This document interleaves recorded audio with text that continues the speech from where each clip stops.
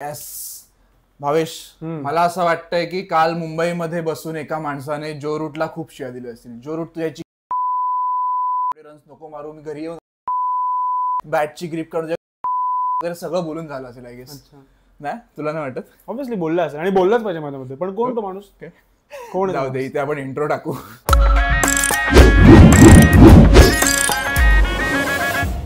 कालचा अख्खा दिवस होता जो रूटच्या नावाचा. म्हणजे काल जो रूटने जगात होते नव्हते तेवढे सगळे रेकॉर्ड तोडले, एक्सेप्ट एक रेकॉर्ड त्यांना सोडला फक्त मोडायचा. आणि आय होप की तो तसाच राहील, तोडणार नाही तो.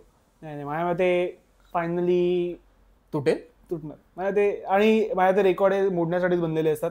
सो तो कोणता तरी इंडियनने तोडला असता तर मला जास्त चांगलं फील झालं असतं. ऑब्व्हियसली पण जो रूट हा ऍक्च्युअली इंडियन ओरिजिनचाच आहे. जो राऊत, त्यांचा आडनाव राऊत होता आधी, ते तिथे गेले मध्ये रूट झाले. अरे जेन्युइन हिस्ट्री याची. अरे पण ठीक आहे. तर पण मला वाटतं की आता जे कंटेम्पररी क्रिकेटर्स आहेत त्यात जो रूटच त्यात डिझर्विंग होता आणि त्यातल्या त्यात जवळ होता. मला एकेकाळी विलियमसन पण वाटायचा, पण तेवढं त्याचं हे नाही. आणि इन जनरल न्यूझीलंड थोडं टेस्ट क्रिकेट खेळत नाही जेवढं इंग्लंड खेळत. बरोबर. म्हणजे ऍक्च्युली क्वांटिटीचाच जास्त मुद्दा. आणि जो रूटच्या ह्याच्यावर मी काही म्हणत नाही, क्वालिटीवर काही म्हणत नाही, पण इंग्लंड ज्या क्वांटिटीमध्ये टेस्ट क्रिकेट खेळते त्या क्वांटिटीमध्ये तो तेवढे रन करणारच होता. त्यांच्या हमखास ऍशेसच्या 5 मॅचेस असतात. ते इंडिया सोबत सिरीज घेताना 5 मॅचेस खेळते. परत ते लोक इंडियामध्ये येतात तेव्हा पण ऑलमोस्ट 4-5 मॅचेस असतात. ते मध्ये मध्ये आयर्लंड सोबत पण खेळतात, त्यात पण जो रूट रन्स मारतो. सो जो रूटचं ते झालं माझ्यामध्ये. आणि जो रूट पण तो जो रूटचं बघशील सरप्राइझिंगली त्याचा ऍव्हरेज. आज तुम्हाला ऑटोमध्ये येताना एक गोष्ट बोललेलं काय की आज मी माझ्या मते हे बोलणार नाहीये. मी कधी बोललो? एकदा झालं माझ्या मते कधी बोललो मी? माझ्या मते मी बोललो नाही माझ्या मते एकदा, पण रिवाइंड करून मी पुन्हा लावेन. अच्छा ठीक आहे. तर जो रूट तू ऑटो मधलं शूट केलं होतंस का? काय प्रूफ आहे ते? कळलं, तू एक्सेप्टन्स आला तुझ्या ह्याच्या आधी. पण ठीक आहे चालू. जो रूट तर जो रूट बद्दल मला एक वाटतं की जो रूट जर तू नीट बघशील तर स्टॅटिस्टिकली त्याचा ऍव्हरेज फार ग्रेट राहिलेला नाहीये. त्याचा ऍव्हरेज ग्रेटच आहे, 50% ऍव्हरेज ग्रेटच आहे. पण तू जो रूटला जेवढ्या कन्सिस्टंटली रन्स बनवताना बघतोय त्याचा ऍव्हरेज 51च्या आसपास आहे. आणि सचिनचा एक आपण प्रॉपर बॅड पॅच बघितला आपल्या लहानपणी. सचिनचा ऍव्हरेज, ती शेवटची 2 वर्ष सोडलीस तू, तर त्याचा ऍव्हरेज 54च्या आसपास काहीतरी. सो जो रूटचा मला ऍव्हरेजचा नाही करत, कारण तो बऱ्यापैकी अँपल अमाऊंट ऑफ क्रिकेट खेळलाय. माहित नाही मला तरी ठीकठाक वाटतं. तू कोणत्या पॉईंट ऑफ व्ह्यूने बघतोय मला जनरल. अरे तसा 51चा ऍव्हरेज चांगलाच आहे, पण त्याच्या लिस्टमध्ये ते प्लेयर्स आहेत. जसं की कॅलिसचा ऍव्हरेज आहे तो 57च्या आसपास आहे. पॉन्टिंगचा ऍव्हरेज 53-54च्या आसपास आहे. सचिनचा 54चा ऍव्हरेज आहे. संघकाराचा 57 का 55चा काहीतरी ऍव्हरेज येऊन खेळतो. स्मिथचा पण 56चा ऍव्हरेज आहे. त्यात रूटचा ऍव्हरेज कमी आहे. अच्छा ओके, असं माझं म्हणणं आहे. जस्ट ऍव्हरेज मी जस्ट सांगतो, ऍव्हरेज काही फरक पडत नाही. जो रूटने काल पॉन्टिंगचा रेकॉर्ड तोडलाय. जो रूटने काल द्रविडचा रेकॉर्ड तोडलाय. त्याने आधी 1 रन मारला, म्हणजे कुठल्या सडन त्याच्या मुवमेंटला त्याने द्रविडचा रेकॉर्ड तोडला. लगेच पुढच्या कॅलिसचा रेकॉर्ड तोडला. मग जसे त्याचे 120 रन झाले त्याने पॉन्टिंगचा रेकॉर्ड तोडला. आणि पॉन्टिंगच तेव्हा कॉमेंट्री करत होता इंग्लिश मध्ये. काय बोलला पॉन्टिंग? चिटिंग असं काय बोलला? काय नॉर्मल, ते काय थोडी तुला टेलिव्हिजनवर तू त्याचे इमोशन शो करणार. ते झालं. पण ठीक आहे, माझ्या ते जो रूट 2,500 रन मागे सचिनपेक्षा. जो रूटचे 13,409 रन्स झालेत काल. आणि काल त्याने अजून एक रेकॉर्ड मागे टाकलाय. त्याने काल संघकाराला इक्वल केलंय इन नंबर ऑफ सेंचुरीज. काल त्याच्या 38 सेंचुऱ्या पूर्ण झालेल्या आहेत. आता त्याच्या पुढे फक्त सचिन आहे, त्याच्या 51 सेंचुरी आहेत. कॅलिस आहे त्याच्या 45 आहेत आणि पॉन्टिंग आहे त्याच्या 41 आहेत. सो चौथ्या नंबरला आता जो रूट आलेला. जो रूट आणि संघकारा. पण संघकारा मागे पडणार ऑब्व्हियसली. आता कारण अजून एक मॅच बाकी आहे याची, अजून एक इनिंग पुढच्या इनिंग मध्ये वाटत नाही. याची 2-3 वर्ष तर करिअरची कुठेच जात नाही, अनलेस अँड अंटिल तो इंजर्ड नाही होते. सो आय गेस सचिनचा एखादा एमएमएस वगैरे बाहेर येत नाही. सचिनचा रेकॉर्ड धोक्यात आहे. हा खरं. पण तुला जेन्युइनली कसं वाटेल सचिनचा रेकॉर्ड त्यांनी मोडला तर? नाही आवडणार मला ऑब्व्हियसली, कारण ऍज अन इंडियन तू बघतो इंडियन पर्स्पेक्टिव्ह तर नाहीच आवडणार. जर इंडियनने कोणी तोडला असता, जसा की सचिनच्या 200चा रेकॉर्ड हा इंडियननेच तोडलाय. सो ते बघायला मजा आली. हे बघायला मजा नाही, ठीक आहे आता काय गेला तर गेला तसं ते. पण ठीक आहे, जो रूटने एक स्टँडर्ड सेट केलं त्यातून पुढे कोणता तरी इंडियन बॅट्समन तोडेल, यू नेव्हर नो. पण जो रूटचा तो आला, मी एक तुला पाठवलेला स्टॅट की त्यामध्ये विराट कोहलीचं आणि सगळ्यांचं कम्पॅरिझन 2021 आज काय तारीख आहे? काल काय तारीख होती? काल 25 तारीख होती. 2025 साल नाही, काल 25 जुलै होता ना. सो 25 जुलै 2021 ला विराट कोहलीच्या होत्या 27 सेंचुरीज आणि जो रूटच्या होत्या 17 सेंचुरीज. आणि 25 जुलै 2025 ला जो रूटच्या आहेत 38 सेंचुरीज आणि विराट कोहलीच्या आहेत 30 सेंचुरीज. म्हणजे 5 वर्षात ऑलमोस्ट विराट कोहलीने फक्त 3 सेंचुरीज मारल्या आणि जो रूटने ऑलमोस्ट त्याचा डबल केलं आणि इव्हन त्याच्या 38 झाले. कळलं. इव्हन स्मिथ आणि विलियमसनचे पण सरण त्याच लेवलला स्टार्ट राहिले. जो रूटने नेक्स्ट लेवल गेम दिला. एक तर मला जो रूटचं ते पण वाटतं की बिफोर कोविड जो रूटचा प्रॉब्लेम होता की जो रूट मोठ्या इनिंग नव्हता करत, कॅपिटलाइज नव्हता करत. म्हणजे तो समज 60-70 मारायचा, त्याची इनिंग थांबायची, तो कन्सिस्टंटली रन करायचा पण मोठी इनिंग नाही खेळायचा. त्याला अचानक जे काय कोविड नंतर चावलंय कोणतरी की तो आता सेंचुरीज मारत सुटलाय आणि त्याने डबल सेंचुरी फार नाही मारलं त्याच्यामध्ये, पण त्याने सेंचुरी तर खूप मारत, त्याने ट्रिपल सेंचुरी पण आहे जो रूटच्या नावावर आई गेस आहे. तर पण ठीक आहे, जो रूट माझ्या मते खूप असा क्लासिकल म्हणजे ट्रेडिशनल बॅट्समनच्या लिस्ट मध्ये ही इज माझ्या ते लास्ट ऑफ द स्टार्स. अगदी ट्रेडिशनल जे खेळतात विलियमसन आणि तो जो रूट रिव्हर्स मारतो पॅट कमिन्सला पहिल्या पण ठीक आहे. विलियमसन आणि Joe Root last of the stars खूप असे क्लासिकल क्रिकेटमध्ये. यापुढे कोण वाटतं, यापुढे साई सुदर्शन त्या लीग मध्ये जाऊ शकतो असं वाटतं? असं फक्त टेस्ट आणि प्रॉपर.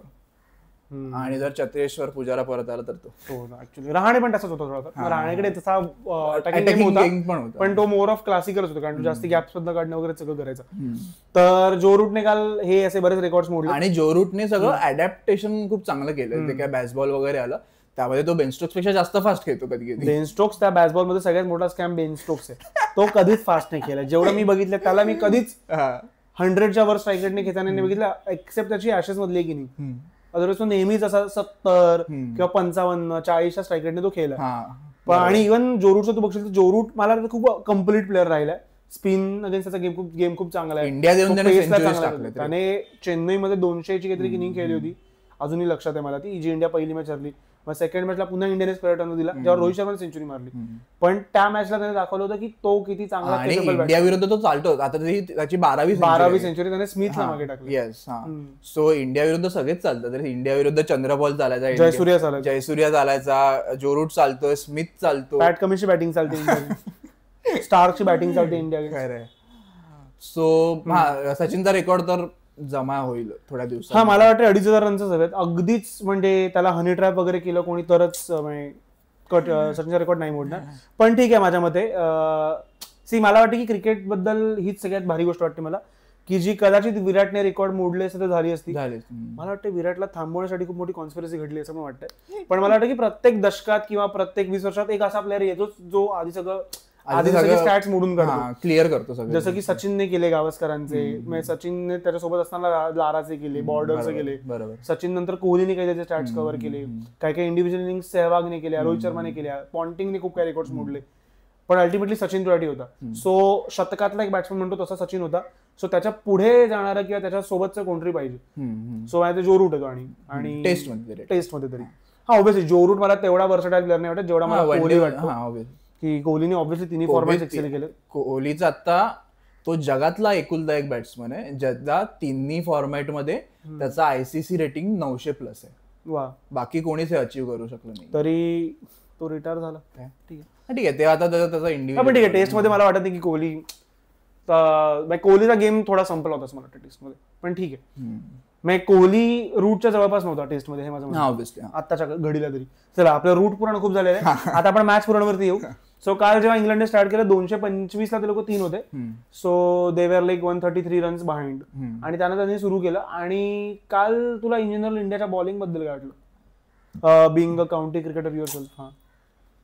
नाही, बॉलिंग पुन्हा तेच झालं की टप्पे जे काही होते.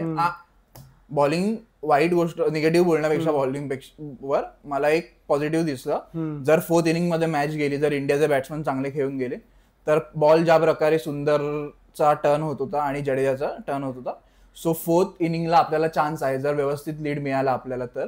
आणि सिराजने ज्या प्रकारे वोक्सचा विकेट काढला आणि इव्हन दिवसाची सुरुवात खूप चांगली झालेली बॉलिंगच्या दृष्टीने. आपले ते लोक प्रॉपर बीट, काय काय म्हणतो ना ऑकवर्ड एक तर बाउन्स खूप जास्त होता, अनइव्हन बाउन्स होता. आणि एकाच लाईनवर वोक्सची विकेट त्यामुळेच गेली. वोक्स बोल्ड झाला सिराजच्या बॉलला, तो बॉल उडालाच नाही आणि बॉटम एज लागून तो स्टंपला लागला. सो ती मला एक इंडियासाठी पॉझिटिव्ह साईड वाटते. पण ऑब्व्हियसली इंडियाला बॅटिंग पण त्याच पिचवर करायची. करेक्ट. आणि आपल्याकडे ऋषभ पंत ऑलरेडी आपण ऋषभ पंत नाही, 10 बॅट्समन आहेत फक्त आता आपल्याकडे. आणि कठीण पिचेस गिल पण आपण आउटच पकडूया. सो काल चांगली गोष्ट तीच होती की एकाच लेंथला बॉल 3-4 पद्धतीने खेळत होता, की अगदी लो बाउन्स होता, अगदीच हाय बाउन्स होता आणि अगदीच काय म्हणतो ना मिड रेंजचा जो बेसिक बॉल असतो तो जात होता. सो काल इंडियाने चान्सेस पण खूप क्रिएट केले पोप आणि रूट अगेन्स्ट, पण त्यांनी तो डिफिकल्ट फेस खेळून काढला. आणि मला पुन्हा तेच वाटतं त्यांनी जे काही बॅसबॉलचं एक त्यांनी विकसित रूप आणलेलं मला असं वाटतं की त्यांनी असं ठरवलं असं मला दिसतं की टॉप ऑर्डर अटॅक करणार आहे, मध्ये हे लोक अँकरच करणार आहेत. कारण तू काल बघशील तर काल त्यांनी पहिलं सेशन 3.8च्या रन रेटने खेळले, सेकंड पण 3.7च्या रन रेटने खेळले आणि थर्ड सेशन पण ते आय गेस 3-3.5च्या रन रेटने खेळले. सो त्यांनी त्याचं थोडंसं विकसित रूप आणलंय आणि सिच्युएशनला अकॉर्डिंगली ते लोक खेळले. आणि काल पोप आणि त्याची बॅटिंग बघायला मजा येते. आणि पोपचं जे पोटेन्शियल जे मला नेहमी वाटतं चांगला पोटेन्शियल आहे, पण त्याचे रिझल्ट जाम वाईट आहेत की तो फक्त पहिली मॅच चांगली खेळतो बाकी सगळ्या हकतो. पण काल त्याने हे मोडलं, काल त्याने 71 रन्स केलेत.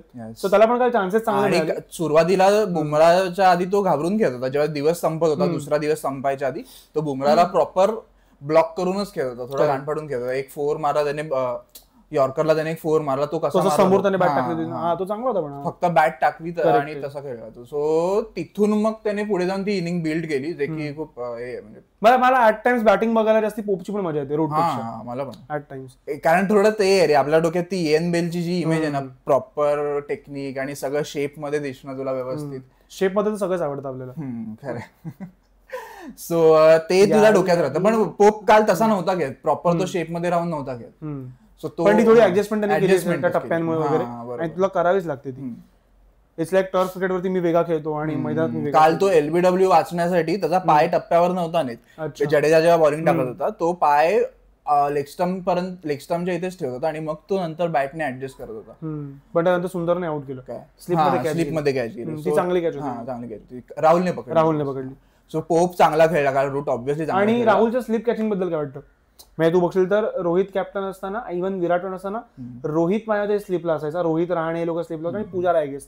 सो राहुलला मी एवढं स्लिप मध्ये नव्हतं बघितलं. सो माझ्या तर राहुल मी एवढं कधी मी आता तू विचारलं तू राहुलच्या वरती कॅचेस कधी बघितल्यास? एक त्याने ड्रॉप केली गेल्या मॅचला स्लिप मध्ये. पण मग राहुल मला जरा सेफ वाटतोय. फिल्डर म्हणून तो एनी टाइम सेफ आहे, त्याला कुठेही ठेवू शकतो, त्याला असं लपवायची गरज नाही. किंवा किपिंग वर्ल्ड कप फायनलला किपिंगला ठेवतो मी, ठेव जाऊ दे, त्या जखमा आपण नको ओपन करूया. तर खरं अजूनही आता तिथेच होतं, पण बाहेर पड. त्यातून 2 अफेअर्स झाले, त्यातून बाहेर नाही पडले. एक अफेअर 2दा केलंस ना, सॉरी. पोप आणि रूटने 144ची पार्टनरशिप टाकली. सो पोप गेल्यानंतर त्यांचा उभरता चितारा आला, जो आपला ब्रुक, जो की मला ठीक बॅट्समन वाटतो, मला एवढा भारी नाही वाटत. नाही, पण तो बनणार ग्रेट असं मला वाटतं त्याच्याकडे. मला नाही वाटत, त्याच्याकडे पोटेन्शियल तर खूप आहे. पण मी त्याला ते सांगतो तुला, त्याचा स्पिन अगेन्स्ट गेम एकदम वीक आहे आणि तो त्याला डेव्हलप करावा लागणार. आणि आतापर्यंत तो पाकिस्तानचे रोड सोडून बाहेर कुठे सक्सेसफुल, तो ऑस्ट्रेलिया खेळलाय, लास्ट मॅच चांगला खेळला. कुठे ब्रुक, तो इंग्लंडमध्ये चांगला खेळतो आजकाल आणि तो अजून ऑस्ट्रेलिया जाऊन खेळलाच नाही. सो जी ऍशेस आहे ती कुठे, इंग्लंडमध्ये की आता लास्ट इंग्लंडमध्ये झाले, तो ऑस्ट्रेलिया. सो तेव्हा ब्रुकला बघता येईल की ब्रुक काय करतोय. कारण तू ब्रुकचा जर स्टार्ट बघशील त्याच्या करिअरचा, समज तो 10 मॅचेस खेळला असेल, त्यात तो 7 पाकिस्तानच्या रोडवर, त्याचा ऍव्हरेज पण 56चा वगैरे. कारण तो बराच क्रिकेट पाकिस्तानला जाऊन खेळलाय आणि त्यानंतर तो इंग्लंडमध्ये एवढा सक्सेसफुल नव्हता आधी. मग आता पण तू बघशील तो डिफिकल्ट फेज आली की तो हकतोच आहे. आता काल पण तो कसा आउट झाला, काय तो स्टंप आउट झाला, तो विचित्र बॉल त्याने चार्ज करायचा निवडला. आणि तेव्हा तो कॉल खूप चांगला होता. ऍक्च्युली लेट आला तो कॉल खूप. वॉशिंग्टनला बॉलिंग देण्याचा गिलचा जो कॉल होता तो खूप आधीच घ्यायला, म्हणजे काल तू बघशील तर काल जेव्हा 3ऱ्या दिवसाचं पहिलं सेशन जेव्हा संपत आलं ना, तेव्हा सुंदरने हार्डली 3 ओव्हर टाकल्या होत्या. एक्झॅक्टली. सो मग नंतर जेव्हा तुला नवीन बॉल ड्यू होतं तेव्हा 10-15 ओव्हरच बाकी होतं ऍटलीस्ट, तेव्हा तरी वॉशिंग्टनला आणायला पाहिजे होतं. पण नंतर त्याने आणलं आणि मग त्याने नवीन बॉल लेट घेतला. करेक्ट. सो ते एक चांगलं गेलं ते, म्हणजे जरी ती चूक झाली असेल की त्याला लेट आणण्याची, ती थोडी भरून निघाली नवीन बॉल न घेतल्यामुळे. सो त्याचा 500 रन पर्यंत भरून निघाली ऍक्च्युली. ते खूप लेट झाला कॉल. सो तो सुंदरला आधीच आणायला हवा, तो कदाचित एवढे नसते झाले रन. काल सरळ बॉलला आउट झाला तो कोण, ब्रुक. त्याचा बॉल टर्नच नाही, तो टर्नसाठी खेळायला गेला. पण जसं तू म्हणालास की आता पिच ब्रेक होत चाललंय, सो आता स्पिनर्स पण चालायला लागले. सो काल जड्डूने 2 विकेट काढलेत आणि सुंदरने 2 काढले. सो जसा ब्रुक गेल्यानंतर स्टोक्स आला आपला, तर स्टोक्स आला आणि काल स्टोक्स त्यांचा आपला नाही, खरंय. पण काल स्टोक्सने ते केलेलं आहे, काल तो स्वतःला हिरो बनवू पाहत होता, जे पंतने केलं काल तो करत होता.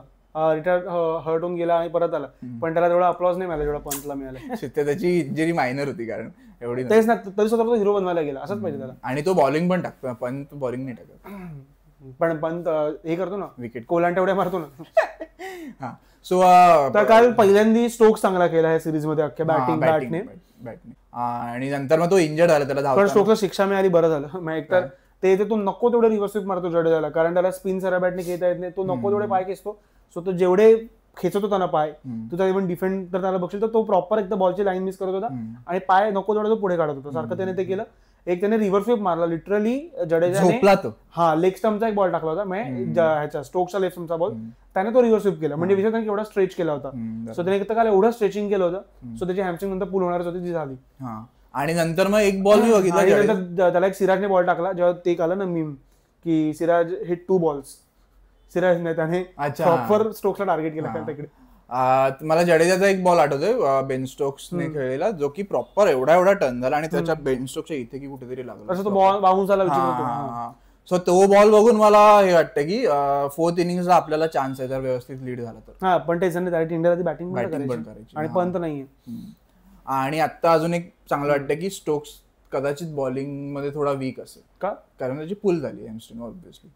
पण हॅमस्ट्रिंग पुल होण्याचं आणि बॉलिंग न करू शकण्याचं त्याला रनअप त्याचा आला पाहिजे ना व्यवस्थित. बेसिक आहे. पण ठीक आहे मी काउंटीला खेळलो नाही, आय डोंट नो, सॉरी काउंटीचा आणि काय संबंध, मी बॉलर नव्हतो, हातावर धावतो. मी क्रिकेट मधली उच्च जमात होतो, अंडरआर्म खेळणारे, मी क्रिकेट मधला बॅट्समन होतो. तर स्टोक्स गेला बाहेर, मग नंतर 2 विकेट पटापट गेले त्यांचे, स्मिथ गेला आणि वोक्स पटकन आउट झाला. आणि मध्ये रूट पण गेला ऑब्व्हियसली, रूटने 150 केलेत काल. आणि आता रूट पॉइंटिंगच्या 30 रन पुढे गेलेला आहे आणि सचिन पासून 2,500 रन मागे. तर ठीक आहे, रूट बद्दल फार बोलायचं नाही, बॅटची ग्रिप काढूनच ठेवली पाहिजे वाटतं तसं. खरं बँड्राला फोन कर जरा. आणि पुढे काय त्यानंतर स्टोक्स पुन्हा हिरो बनायला परत आला पण सारखा, पण I don't give a fuck to him. So Stokes आला परत, त्यांनी थोडेसे त्याने विकेट फॉल बेसिकली थांबवला सगळा.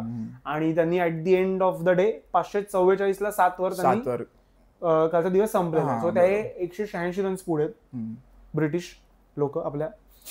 स्वतः बघू आज ते किती करतात. माझ्या स्टोक्स गेल्या लवकर तर ठीक आहे, एक 250 पर्यंतची लीड ठीक आहे जाणं, 250च्या वर गेली तर इंडिया 3rd इनिंगला मॅच हरते असं मला वाटतं.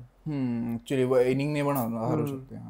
आणि अंशुल कंबोजचं काल काय झालं? अंशुल कंबोज यार त्याचा पेस खूप कमी, 125 त्याचा ऍव्हरेज. त्याला जुरेल एका पॉइंटला शॉर्ट किपिंग करत होता, ज्यात कॅच पण सुटली. तो ते एक मला फ्लॉ वाटतो त्याचा. बाकी तर त्याला असं काही वेगळं प्रूव्ह करायची गरज नाही, तो चांगलाच बॉलर वाटतो मला.